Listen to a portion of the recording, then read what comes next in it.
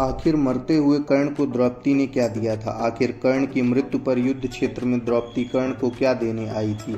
वह कौन सी चीज़ थी जो द्रौपदी ने कर्ण की मृत्यु के समय उसे दी?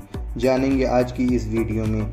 लेकिन उसके पहले अगर आप हमारे चैनल में नए हैं तो चैनल को सब्सक्राइब करें और वीडियो को अपने दोस्तों के साथ जरूर शेयर करें। दानवीर कर्ण महाभारत के महान योद्धाओं में से एक थे। जहाँ भी दानवीर कर्ण की बात आती है तो वहाँ उनकी दानवीरता और उनके युद्ध कौशल की अवश्य चर्चा होती है।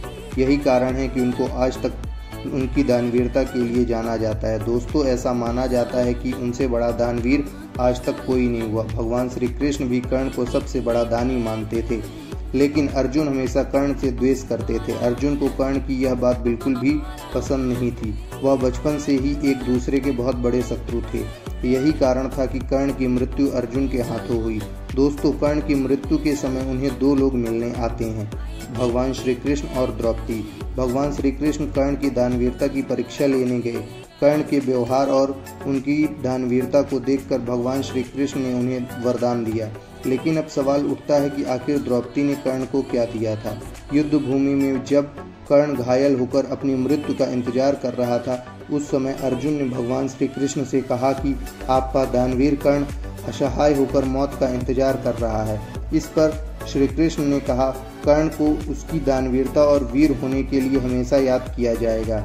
इस बात को सुनकर अर्जुन बोले कि वो सबसे बड़ा दानवीर कैसे हो सकता है। इस बात को साबित करने के लिए भगवान श्री कृष्ण ब्राह्मण का भेष धारण करके कर्ण के पास पहुँचे और कर्ण को प्रणाम किया।